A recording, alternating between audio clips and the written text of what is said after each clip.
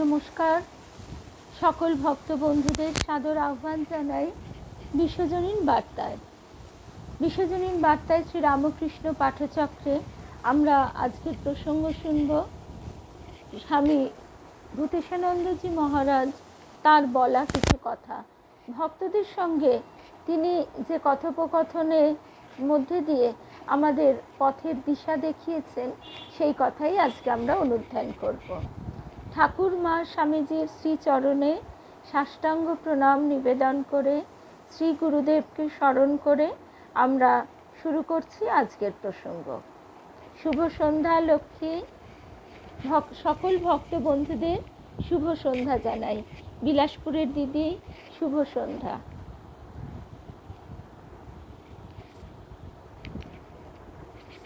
তাহলে আজকে আমরা আমাদের প্রসঙ্গে চলে আসি।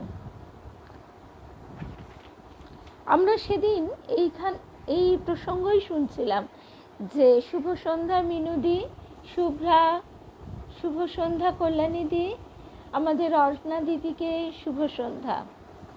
আমরা সেদিন এই প্রসঙ্গই শুনছিলাম যে আমাদের অশুভ থেকে শুভ পথে চলবার জন্য যে রাস্তা, যে পথ, সেটি কিভাবে গ্রহণ করব, সেই পথ কে দেখাবেন? সাধু সঙ্গ, গুরু সঙ্গ সেই পথ দেখায় আমাদের অসত্য থেকে সত্যের পথে।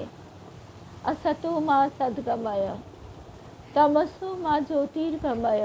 অন্ধকার থেকে আলোকের পথে, মৃত্যুর থেকে অমৃতের পথে আমরা এইভাবেই এগিয়ে চলি।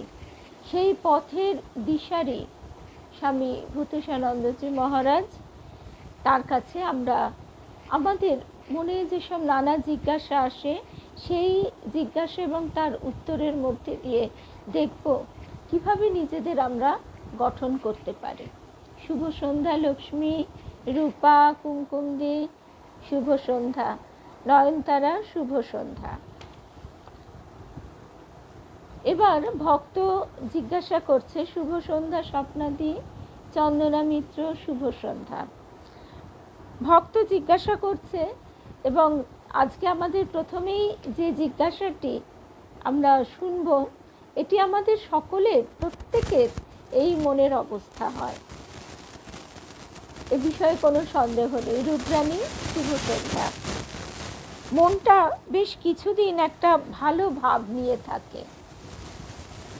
ভক্ত জিজ্ঞাসা করছে, শুভ সন্ধ্যা শ্রেয়া, মনটা বেশ কিছুদিন একটা ভালো ভাব নিয়ে থাকে, আবার একটা বিরুদ্ধ ভাব এসে সেটাকে নষ্ট করে দেয়, তখন কি করা কর্তব্য?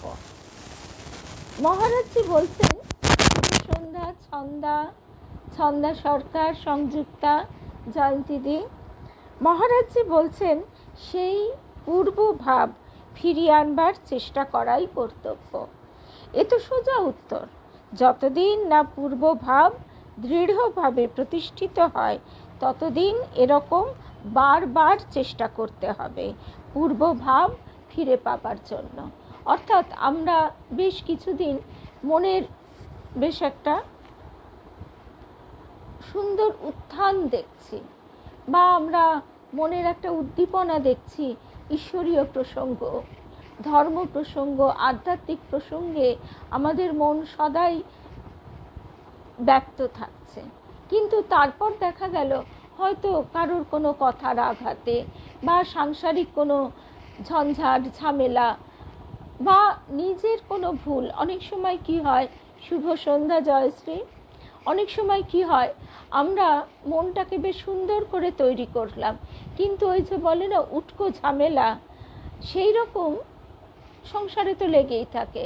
হয়তো পরে আমাদের মনে হয় যে এইসব ক্ষেত্রে আরেকটু ধৈর্য ধরলে, বা আমি নীরব থাকলে, ওরে মা বা, এই মেয়েটা জয় রাম কৃষ্ণ, জয় রাম কৃষ্ণ, আজকে তো আমি ভেবেছি মা তার ছেলে নিয়ে ব্যস্ত, অনেক অনেক ভালোবাসা, মিনিট 5 দেরি হচ্ছিল, নেটের কারণেই মনে হয় এই অসুবিধাটা হচ্ছিল, লাইভটা শুরু হচ্ছিল না। আমরা সবেই শুরু করেছি সকলকে শুভেচ্ছা জানিয়ে ঠাকুরমাকে স্মরণ করে। আচ্ছা, আজকে আমাদের যে প্রশ্নটি, স্বামী রূপা শুভ সন্ধ্যা, এই প্রশ্নটি তো আমাদের সকলেরই বললাম যে মনটা বেশ কিছুদিন একটা ভালো ভাব নিয়ে থাকে, আবার একটা বিরুদ্ধ ভাব এসে সেটাকে নষ্ট করে দেয়। ওরে বাবা চিনুদি, এ তো সত্যি খুব কঠিন ব্যাপার, একদম সেইটাই আমরা একটু বোঝার চেষ্টা করি। তখন কি করা কর্তব্য? মহারাজজি বলছেন সেই পূর্ব ভাব ফিরিয়ে আনবার চেষ্টা করাই কর্তব্য। এ তো সোজা উত্তর। যতদিন না পূর্ব ভাব দৃঢ়ভাবে প্রতিষ্ঠিত হয় ততদিন এরকম বারবার চেষ্টা করতে হবে পূর্ব ভাব ফিরে পাবার জন্য। শুভ সন্ধ্যা রূপা। এখন এই চেষ্টাটা এবং আমাদের সংসারে কি ধরনের হয়, ওই যে বললাম উটকো ঝঞ্ঝাট, বা হয়তো সামান্য একটা কথা কাটাকাটি, সামান্য বিষয়কে কেন্দ্র করে এটা আমাদের মানে নিজেদের আমরা কন্ট্রোল করতে পারলাম না। তখন কি হয় দেখলাম যে সংসারের আরও অন্যান্য সদস্যদের সঙ্গে একটা তুচ্ছ বিষয় নিয়ে মনোমালিন্যে জড়িয়ে পড়লাম। সেটা সংসার ক্ষেত্রে হতে পারে, কর্মক্ষেত্রে হতে পারে, প্রতিবেশী বন্ধু বান্ধব সবার ক্ষেত্রে হতে পারে। এবং চিনুদি যে কথা বলছে কেয়া, যে এটা সত্যি খুব কঠিন ব্যাপার, তার জন্যই অনেক অভ্যাস, ধৈর্য এবং অনুশীলনের প্রয়োজন। অভ্যাস বলতে মানে নিত্যদিনের অভ্যাস, প্রতি মুহূর্তে মনকে সজাগ সতর্কভাবে দৃষ্টি দিয়ে রাখা সে কোনো উল্টো পথে বিপথে হাঁটবার চেষ্টা করছে কিনা। কারণ আমি যদি উত্তর প্রত্যুত্তর বাদানুবাদের মধ্যে চলে যাই তাহলে দেখা যায় আমাদের মনের তারটা নেবে যায়। আমরা জানি তানপুরা সেতার, তাদের কান মুচড়ে মুচড়ে বাঁধতে হয়, তখন তারা সুরে বাজে। ঠিক তেমনি আমাদের মনকেও এইভাবে শাসন অর্থাৎ মুচড়ে মুচড়ে তাকে বাঁধতে হয়। রবি ঠাকুরের একটা গানেই আছে, যখন তুমি বাঁধছিলে তার সে যে বিষম ব্যথা। সত্যি তাই, এই অভ্যাস করতে গেলে নিজের সঙ্গে লড়াই করতে হয়। ট্যাপটা একটু দিয়ে দিস। নিজের সঙ্গে লড়াই করতে হয় আর বারে বারে ব্যর্থও হতে হয়। কিন্তু এই ফেলিওরের মধ্যে দিয়েই, ফেলিওরকে ওই যে সাকসেসের পিলার স্তম্ভ বলা হচ্ছে, সত্যি তাই, বারে বারে ব্যর্থতার মধ্যে দিয়েও আমরা একটা সময়ের পর দেখি যে আমরা কিন্তু জয়ী হয়েছি। এবং তখন আশপাশের লোকজন দেখে অবাক হয়ে বলে যে বাহ, তোমার তো কোনো কিছুতেই কিছু এসে যায় না, মান অপমান গায়ে লাগে না। এইটাই আমাদের প্র্যাকটিস। তখন কি হয়, আমরা নিজেরা যে ভাবের ভিতরে থাকি, আমাদের চারপাশে যে একটা ইষ্ট নামের বেড়া দিয়ে রাখি, সেই বেড়ার মধ্যে আর তখন কোনো উৎপাত উপদ্রব প্রবেশ করতে পারে না। সেই রামপ্রসাদও গাইছেন, কালী নামের দাউরে বেড়া ফসলে তছরূপ হবে না। অর্থাৎ ইষ্ট মন্ত্র জপ করে করে এবং নিজের মনকে শাসন করে করে নিজেকে গঠন করবার দিকে এগোতে হবে। এবার যখন আমি বারবার ব্যর্থ হচ্ছি তখন তার কাছেই প্রার্থনা। তখন কি হয়, তিনি আমার চেষ্টা দেখে হাতটি বাড়িয়ে দেন। আমরা সন্তানকেও যখন অঙ্ক শেখাই তাকে বারবার চেষ্টা করতে বলি, সে লিখবার সময় যা কিছু করবার সময় বারবার ভুল হয়, কিন্তু তার চেষ্টাটা তো তাকে করতে দেওয়া হয়। চেষ্টা করতে করতে তার ভিতরে একটা আত্মবিশ্বাসও জন্মায় যে সে আমি পারবো। ঠিক এই একই রকম ব্যাপার আমাদের ক্ষেত্রেও। আমাদেরও তখন মনের উপরে আমাদের প্রভুত্ব জাগে, আমাদের নিজেদের মধ্যে আত্মবিশ্বাস জন্মায় যে আমরা মনের বশীভূত নই। আমাকে কেউ কিছু বলল আর সেই ঠুনকো কথায় আমার মন উথাল পাথাল হবে, এই বিষয়টি থেকে আমরা মুক্ত হতে পারি। এইটি মহারাজজি বলছেন সেই পূর্ব ভাবটি ফিরিয়ে আনবার জন্য চেষ্টা করা কর্তব্য। শুভ সন্ধ্যা সাহানা। তখন ভক্তটি আবারও বলছেন, এরকম হতে হতে মনে বড় হতাশা আসে। না, হতাশা আসতে দেবে না। বারবার চেষ্টা করার নামই সাধনা। এটাই আমাদের জীবন। অভ্যাসেন তু কৌন্তেয় বৈরাগ্যেন চ গৃহ্যতে। এছাড়া আর কোনো উপায় নেই। আচ্ছা মহারাজ, কিভাবে ধ্যানে সিনসিয়ারিটি আসে? ধ্যানে সিনসিয়ারিটি কিভাবে আসে? এই জিজ্ঞাসার উত্তরে মহারাজজি বলছেন, সিনসিয়ার হলেই সিনসিয়ারিটি আসে। ইনসিনসিয়ার হওয়া মানে কোনো মতলব বা ফন্দি, যেমন ধরো কিছু লাভ করা, মান যশ প্রতিষ্ঠা পাবার আকাঙ্ক্ষা নিয়ে ধ্যান জপ করা না। এখন ধ্যান একটা স্ট্রাগলিং অবস্থা হচ্ছে, তোমার মনের একটা স্ট্রাগলিং অবস্থায় হচ্ছে, অ্যাওয়েকনেস থাকছে না। জপ ধ্যানের সাথে মনকে যুক্ত করতে পারছি না, তাই এরকম হচ্ছে। অধিকাংশ সময়ে মনটা জড়তাগ্রস্ত থাকে। এই সমস্যা অধিকাংশেরই। জপ ধ্যানে বসে কত সময় অসচেতনভাবে চলে যায়, সময়ের অপব্যয় কত। শুভ সন্ধ্যা, অনেক অনেক ভালোবাসা ভারতীদি, সঙ্গীতা। শুভ সন্ধ্যা।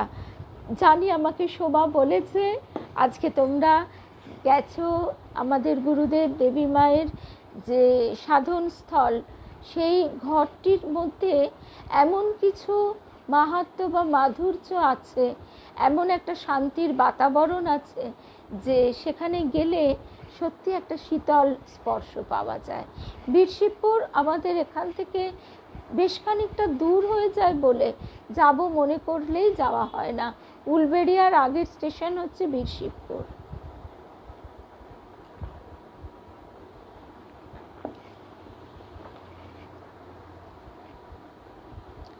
এবার ভক্ত জিজ্ঞাসা করছে, মহারাজ নির্দিষ্ট সময়ে নির্দিষ্ট সংখ্যায় জপ করার চেষ্টা রাখলে কি সময়ের সদ্ব্যবহার হয় না?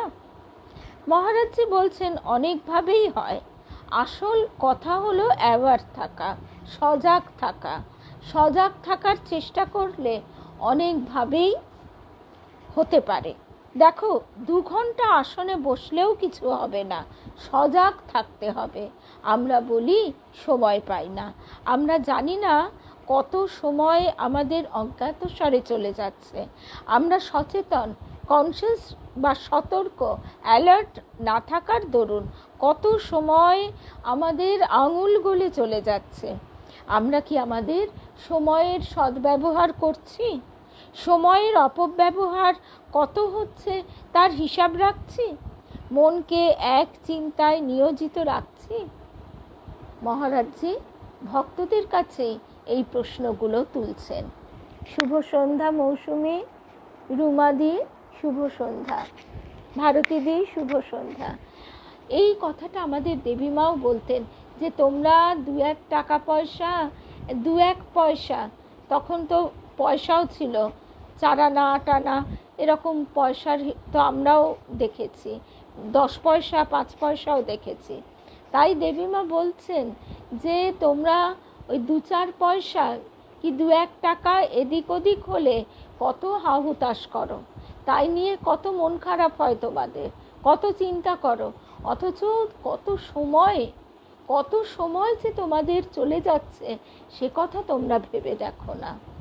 আজকে যদি আমরা সত্যি এই সজাগ, কনসিয়াস হই, সতর্ক হই, অ্যালার্ট, সচেতন হই, এই ভাবগুলি যত আমাদের মনের ভিতরে আমরা জাগ্রত করব, বারে বারে ব্যর্থ হব, কিন্তু আবারও আমরা মনকে সতর্ক করে সতর্ক দৃষ্টি দিয়ে দেখতে থাকব, ততই দেখব যে সময়ের সদ্ব্যবহার করতে পারছি। আজকে আমরা যদি ভেবে দেখি আমাদের সেই অর্থে জীবনযুদ্ধ কতটুকু, কত সময় দৈনন্দিন একটা নিরাপদ নিশ্চিন্ত আশ্রয় সব তিনি দিয়েছেন। তারপরেও যদি আমরা হতাশ হই, আমরা যদি বলি পারছি না, এর থেকে অকৃতজ্ঞতা আর কিছু নেই। আমাদের গুরুদেব সব সময় বলতেন অকৃতজ্ঞ হবি না।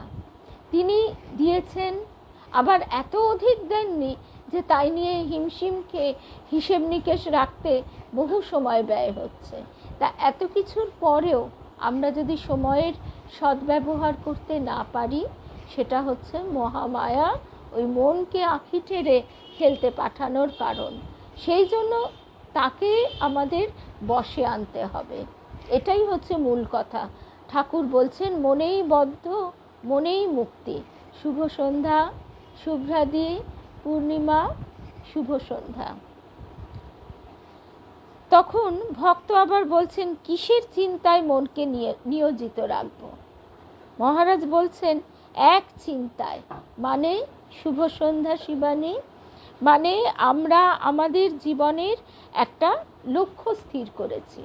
যেমন অল্প বয়সে ছেলেমেয়েরা যখন লেখাপড়া করে, একেবারে ছোট বয়সে হয় না, কিন্তু তারপর তাদের ভেতরেও একটা লক্ষ্য স্থির করবার মনোভাব আসে যে আমাকে নিজের পায়ে দাঁড়াতে হবে, আমাকে একটা চাকরি পেতে হবে, বা আমাকে এই নম্বর পেয়ে আমাকে এইভাবে হায়ার স্টাডিজের দিকে এগোতে হবে, ইত্যাদি ইত্যাদি।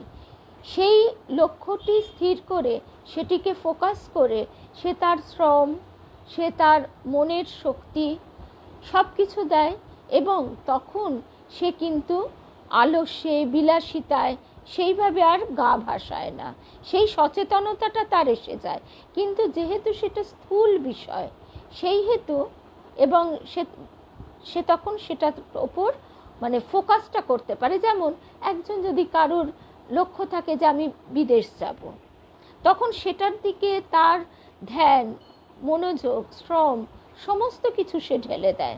তখন কি সে দুদিন অন্তর বন্ধু বান্ধবের সঙ্গে মিট করা, হই হুল্লোড় করা, এগুলো থেকে নিজেকে সরিয়ে আনে, অর্থাৎ নিজেকে সে একটা বেড়া দিয়ে ফেলে। এই ব্যাপারটা আমরা সেই তাদের ক্ষেত্রে বুঝতে পারি, কিন্তু আমাদের নিজেদের ক্ষেত্রে, আধ্যাত্মিক পথের ক্ষেত্রে কিন্তু আমরা এইটা নিজেদেরকে আর মানাতে পারি না। এইটাই হয় সমস্যা। এই জন্যই ভক্তটি বলছে কিসের চিন্তায় মনকে নিয়োজিত করব। আমাদের ঠাকুরের বলা এই কথাটি যদি একেবারে দৃঢ়ভাবে ঢুকে যায় যে মনুষ্য জীবনের উদ্দেশ্য ঈশ্বর লাভ, তাহলে সেই দিকে সচেষ্ট হয়ে সেই একমুখী লক্ষ্য নিয়ে পথ চলতে হবে। হ্যাঁ, এটা ঠিক যে আমাদের চারপাশে বহুবিধ আকর্ষণীয় বস্তু রয়েছে, তাদের হাতছানিকে উপেক্ষা করা খুব খুব কঠিন, কোনো সন্দেহ নেই। তবে সেই তার শক্তিটা কি হবে? ব্যাকুলতা, তীব্র ব্যাকুলতাই আমাদের এগিয়ে নিয়ে যাবে। কিন্তু মুশকিল হচ্ছে তাকে না পেলেও আমাদের স্থূল জীবনে কোনো অসুবিধা হয় না, দিব্যি চলে যায়। বারবার আমরা হয়তো আঘাত পাই বটে, কিন্তু আমাদের ঘুম ভাঙে না। আবার আমরা সেই চর্বিত চর্বণ করতে থাকি, আবার সেই খুঁড়োর কল, সুকুমার রায়ের যেমন কবিতা আছে, গাধার সামনে একটা যন্ত্রের মধ্যে মূলোটা ঝোলানো আছে, আর খুঁড়ো সে গাধার পিঠে বসে আছে। মূলোটা, গাধাটা মানে বারবার জিভ বার করে প্রাণপণ চেষ্টা করছে খাবার, ছোবার, পাবার, কিন্তু পাচ্ছে না, ওই একটুর জন্য ফসকে যাচ্ছে। আর যত ফসকে যাচ্ছে তত তার রোগ জেদ বেড়ে যাচ্ছে, তত জোরে সে দৌড়চ্ছে। এইরকম আমরাও এক অদ্ভুত জিনিসের পিছনে, ওই সোনার হরিণের পিছনে আমরা ছুটছি। এইভাবে ছুটতে ছুটতে শ্রান্ত হয়ে যাচ্ছি। আমরা নির্দিষ্ট লক্ষ্য কেন করতে পারছি না? তার কারণ আমাদের জীবনের পর্যায়ে যখন আলাদা আলাদা, বয়স আলাদা আলাদা, তখন আমাদের লক্ষ্যগুলিও ভিন্ন ভিন্ন হয়ে যায়। এইসব নানা ঝঞ্ঝাট নিয়ে এমন একটা গণ্ডগোল পাকিয়ে যায় যে এই এক চিন্তা বিষয়টাই আমরা বুঝে উঠতে পারি না। মহারাজজি বলছেন, এখন আমাদের সব সময় সব চেষ্টা কি সেই উদ্দেশ্যের দিকে এগোনোর জন্য নিয়োজিত করছি? তুমি নিজেকেই প্রশ্ন করো। আমাদের সব সময় সব চেষ্টা কি সেই উদ্দেশ্যের দিকে এগোনোর জন্য নিয়োজিত করছি? প্রত্যেকে নিজের জীবনের অতীত দিকটায় তাকিয়ে ভেবে দেখো, কত সময় চলে গেছে, কত সময় নষ্ট করেছি। শুধু করেছি তা নয়, এখনও করছি। জীবনের একটা উদ্দেশ্য স্থির করতে জীবনের কতগুলো বছর চলে গেছে। এখন উদ্দেশ্য স্থির করার পরেও কি ঠিক মতো সেই উদ্দেশ্যের দিকে এগোনোর চেষ্টা করছি?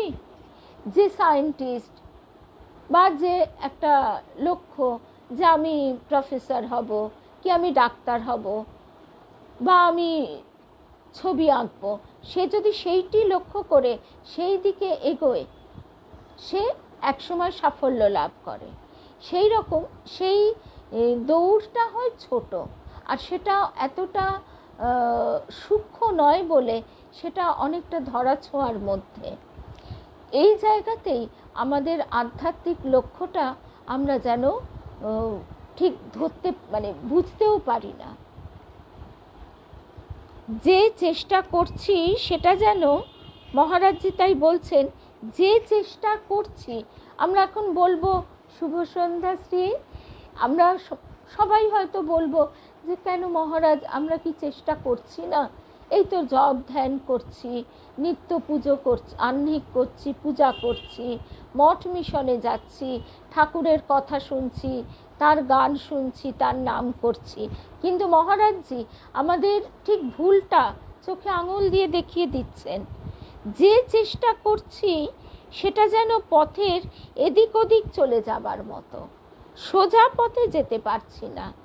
তাতে 1 মাইলের পথ 10 মাইল সময়ে অতিক্রম করতে হচ্ছে, এবং তাতে মনের বাজে খরচ হয়ে যাচ্ছে। আমরা যদি এঁকে বেঁকে দৌড়তে থাকি, ঠিক যেমন হবে তেমনই। তাকে পাচ্ছি না বলে, তার দিকে এগোতে পারছি না বলে কি মনের মধ্যে ক্ষোভ দুঃখ হচ্ছে? নিজেকে প্রশ্ন করতে হবে। তারপর আদর্শ ও উদ্দেশ্য সম্পর্কে স্পষ্ট ধারণা না থাকলেও সময় অনেক নষ্ট হয়। তারপর আদর্শ ও উদ্দেশ্য সম্পর্কে স্পষ্ট ধারণা না থাকলেও সময় অনেক নষ্ট হয়। ঠিক লেখাপড়ার ক্ষেত্রেও কেউ একবার ভাবছে আমি এইটা পড়বো, একবার ভাবছে ওটা পড়বো, একবার একটা লাইনে কিছুটা এগিয়ে সেটা ছেড়ে দিয়ে আরেক দিকে ট্রাই করছে। ঠিক সেই রকম এক্ষেত্রেও আমরা কি সত্যি ঈশ্বর চাই? এবং যদি চেয়েই থাকি, আধ্যাত্মিক পথে চলতে চাই যদি, তাহলে তার জন্য যা যা করণীয় তার কতটুকু করছি? আমাদের আসলে মোটিভটা হচ্ছে দুটোই থাকবে, এ বিষয়ে কোনো সন্দেহ নেই। একটা সুন্দর গোছানো সংসার থাকবে, তার সঙ্গে আবার আধ্যাত্মিক পথেও আমরা টুকটুক করে এগোবো। পারলে কেউ যদি টেনে নিয়ে যায় তো ভালো, কিন্তু ওই সংসারটা ফেলে হঠাৎ করে যেন হেঁচড়া টান না দেয়, এটাকে আমরা বজায় রাখবার জন্য কিন্তু সচেষ্ট। নিজেদের সব কিছু, এ বিষয়ে এতটুকু সন্দেহ নেই, সাজ পোশাক, ঘোরা বেড়ানো, সমস্ত কিছু, সব কিছু বিসর্জন দিলে যে নিরালম্ব অবস্থা হয় সেটা আমরা কিন্তু মেনে নিতে পারি না।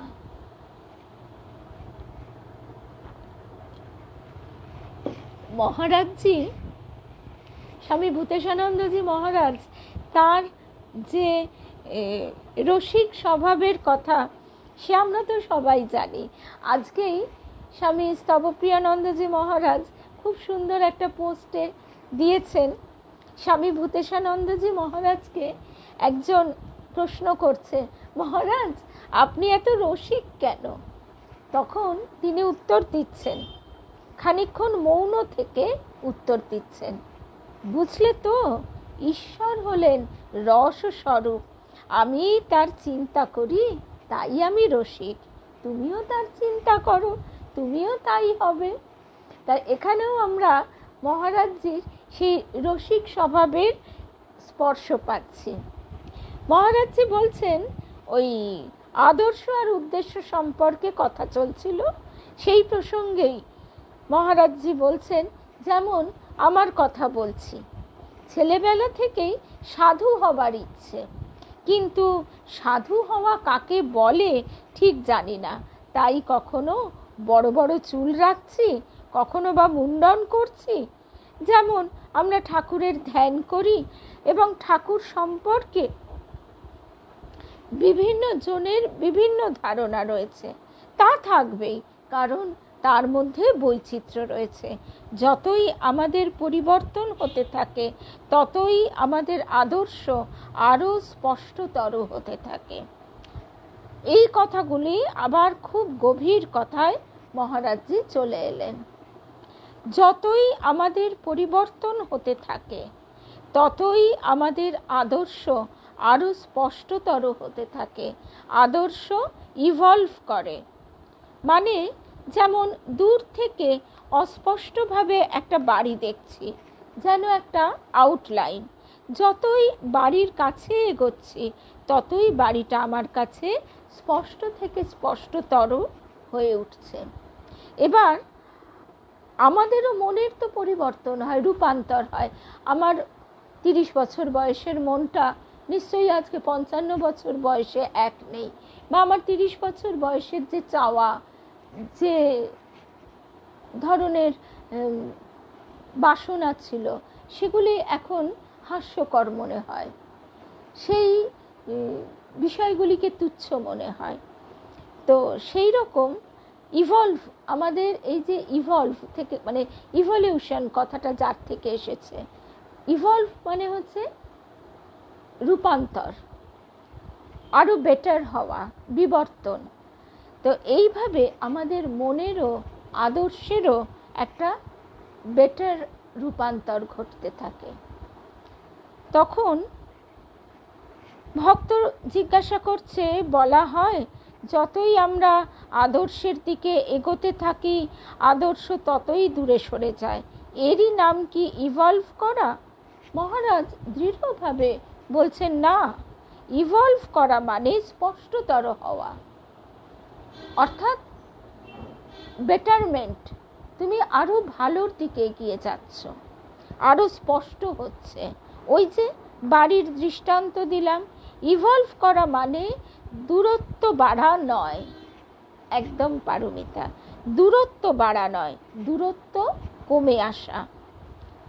এইবার একজন ভক্ত বলছেন, আচ্ছা মহারাজ, ঠাকুরের ছবির দিকে চেয়ে থাকলে হয় না, চোখ বুজতে হবে কেন?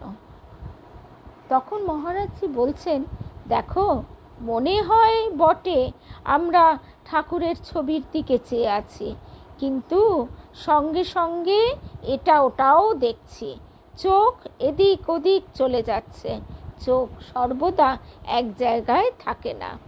অনেকে একটা পয়েন্টে দৃষ্টি নিবদ্ধ রাখা প্র্যাকটিস করে, কিন্তু দৃষ্টি একটা পয়েন্টে স্থির থাকলে চোখ বুঝতে হয়।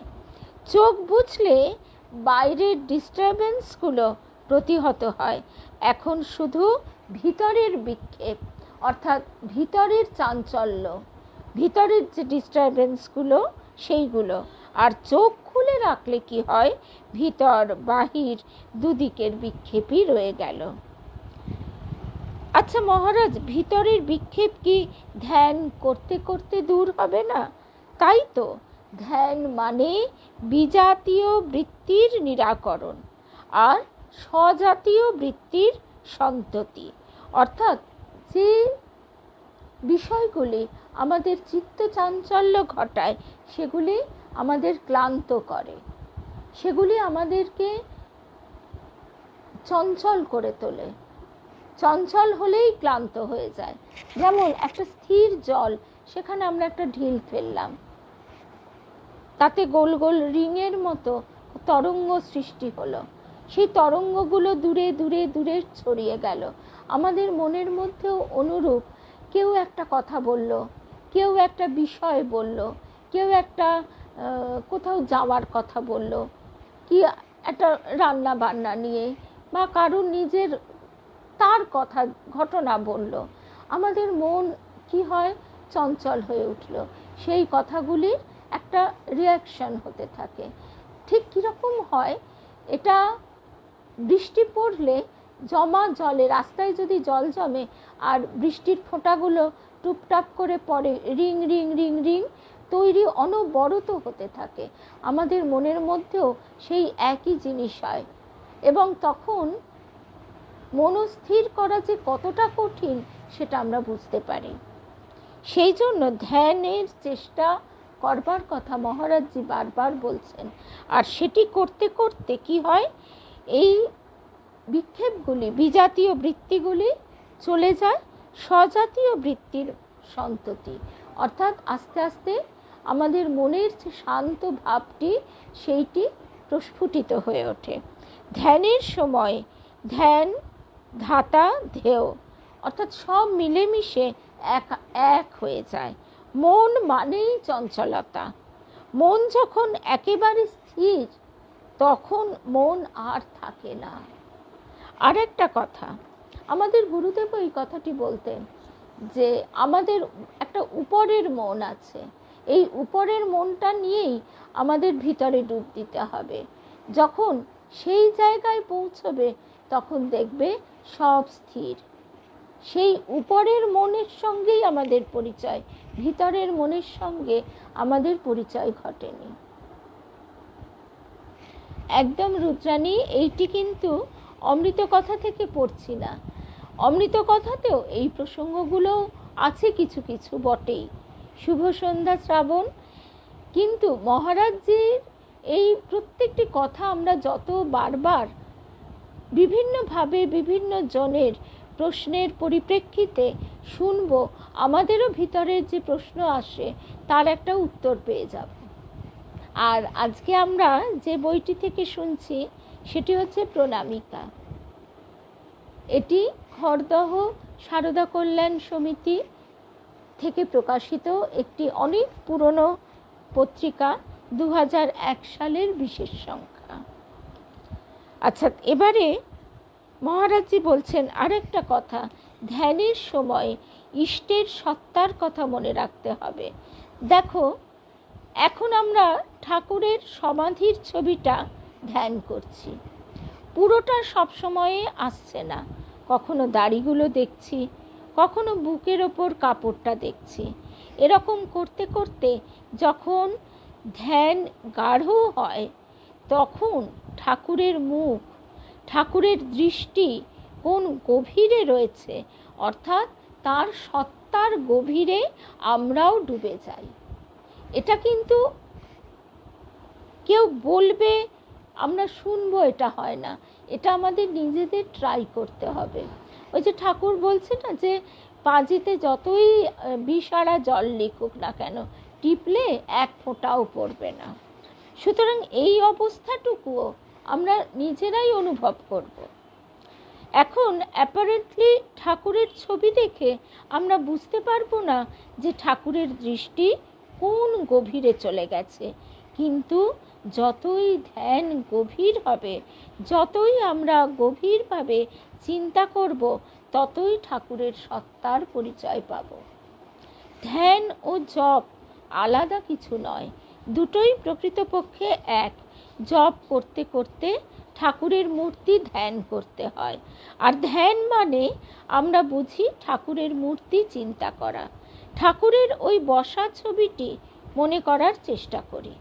আসলে ধ্যান মানে শুধু মূর্তি চিন্তাও নয়, ধ্যান হচ্ছে তত্ত্ব চিন্তা, স্বরূপ চিন্তা।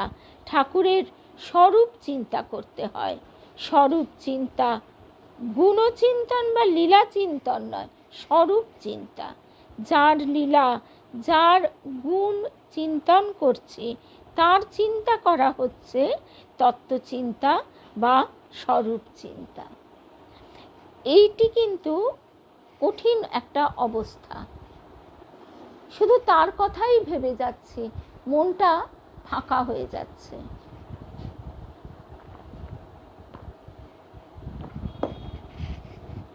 এর থেকে কিন্তু লীলা অনুধ্যান করা অনেক সহজ, লীলা চিন্তনটি অনেক সহজ, সচল ধ্যান অনেক সহজে আমরাও করতে পারি। একটু মনোনিবেশ করলেই, বা তাও হয় না, আপনিই হয়ে যায়, কারণ আমরা তাকে ভালোবাসি। ভালোবাসার জনের কথা ভাবতে আমাদের ভালো লাগে। যেমন আমরা যদি আমাদের বাচ্চার ছোটোবেলার ছবি দেখি, আমাদের মনটা তখন অটোমেটিক্যালি তার সেই শৈশবের যে মধুর ভাবটা আমাদের ভিতরে আপনা হতে একেবারে জড়িয়ে, একেবারে এমনভাবে জড়িয়ে ধরবে, তার জন্য আমাদের যে কোনো চেষ্টা করতে হচ্ছে এটা আমরা ফিল করব না, অটোমেটিক্যালি স্বতঃস্ফূর্তভাবে হবে। হ্যাঁ, এই যেটা এতক্ষণ শুনলাম এটা খুব কঠিন, কিন্তু আমরা যদি তার লীলা চিন্তন করি, অর্থাৎ কাশীপুরে তার ভক্তরা আসে, বা কথামৃত, সবচেয়ে কথামৃতে কাশীপুরে গিয়ে আমরা সেখানে হই হই হই, একেবারে গানের পর গান, উদ্দাম গান চলছে, ভিড়, সবাই একেবারে যেন আনন্দে আত্মহারা, ওই রকম নয়। তার জন্যে যে নিঃশব্দতা, নীরবতা প্রয়োজন, সেই জায়গাটা আমরা কিন্তু ধরবার ছোঁবার দিকেই যাই না, আমরা উৎসবে যাচ্ছি। উৎসব হচ্ছে একটা মহামিলনের জায়গা, তাকে ঘিরে একটা ভাইব্রেশন তৈরি হচ্ছে অবশ্যই, কিন্তু যদি এতক্ষণ ধরে আমরা যে কথা শুনলাম তার স্বরূপ চিন্তা করতে হয়, তাহলে আমাদের একদম একা গিয়ে কাশীপুরে বা যে কোনো মঠে একদম একা, নিছক একা গিয়ে বসে থাকতে হবে। আমাদেরই এক ভক্ত বন্ধু ঠিক এইভাবে নিত্য বরানগর মঠে যায়, সে কিন্তু কাউকে বলে না। এটি আমি মুগ্ধ হয়ে ভাবি, তার সংসারের সমস্ত দিক সামলে, প্রতিবন্ধকতা কি নেই, সেগুলিও ঠাকুরের কৃপায় সব উতরে যাচ্ছে, সব কিছু উত্তীর্ণ হয়ে, সব কিছু সামলে ঠাকুর ঠিক তাকে পথ করে দিচ্ছেন। সে একা নির্জনে গিয়ে 1 ঘন্টা বসে আছে, বসে সে ওই যে ঠাকুরের দিকে চেয়ে আছে, তিনি তো পরম কারুণী, তার দিকে চেয়ে থাকতে থাকতে তার ভিতরের তার স্বরূপের একটা ছাপ তৈরি হচ্ছে। এইটি আমরা এখানে শুনছি যে ঠাকুরের গভীর অন্তর্মুখীনতা, চোখ দুটো যেন প্রায় বন্ধ। এইটা পারমিতা তুমি যে বলছো, এটা তুমি তোমার নিজের ঘরে বসেও করতে পারো। দেখো, তুমি যেখানে থাকো তোমার পক্ষে তো সম্ভব হয় না, আবার অনেকের পক্ষেই সম্ভব হয় না, সেই জন্য মঠেই যে যেতে হবে সে তার কিন্তু কোনো মানে নেই। তোমার নিজের ঘরটা, যেখানে তুমি ঠাকুরের বড় ছবি সামনে রেখে চুপ করে যদি বসে থাকো 0.5 ঘন্টা 1 ঘন্টা, তাহলে কি তার স্বরূপ চিন্তা করা হয় না? তুমি সব কাজ সমাপন করে, আর যে বাড়িতে একটা বেশ কিছুটা সময় একা থাকে তার তো সোনায় সোহাগা, সেই সময়গুলোর ইউটিলাইজেশন, এইটাই হচ্ছে কথা। মহারাজজি বলছেন ঠাকুরের গভীর অন্তর্মুখীনতা, চোখ দুটো যেন প্রায় বন্ধ, জগৎ যেন তাতে লয় হয়ে গেছে, বাইরের কোনো হুঁশ নেই। এই অন্তর্মুখ অবস্থায় কি ভাবছেন, কিসে ডুবে রয়েছেন ঠাকুর, সেটি আমাদের ধ্যানের সময় ভাবা দরকার। তারপর ভাবা যায় যে তিনি রাম, তিনি কৃষ্ণরূপে এসেছিলেন, যুগে যুগে অবতার হয়ে তিনি এসেছেন জগৎ কল্যাণের জন্য। স্বয়ং ভগবান মায়া অবলম্বনে মানুষ হয়ে শ্রী রামকৃষ্ণ রূপে এসেছেন। মায়ের এই ছবিটা একটু দেখাই।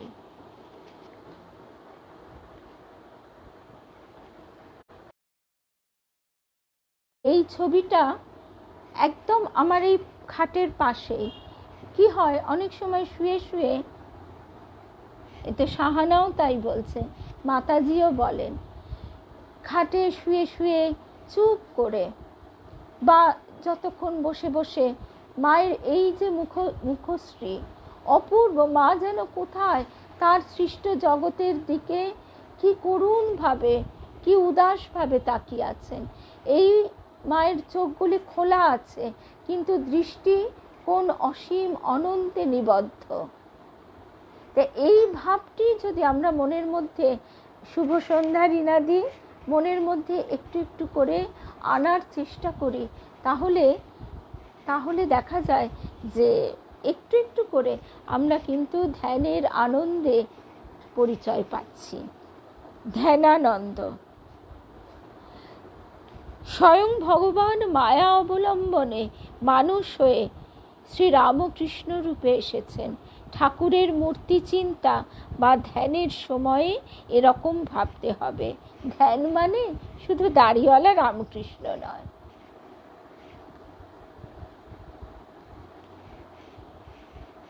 আজকে আর বেশি শুনবো না। ভারতীদি বলছে দেখতে পেলাম না, দাঁড়াও।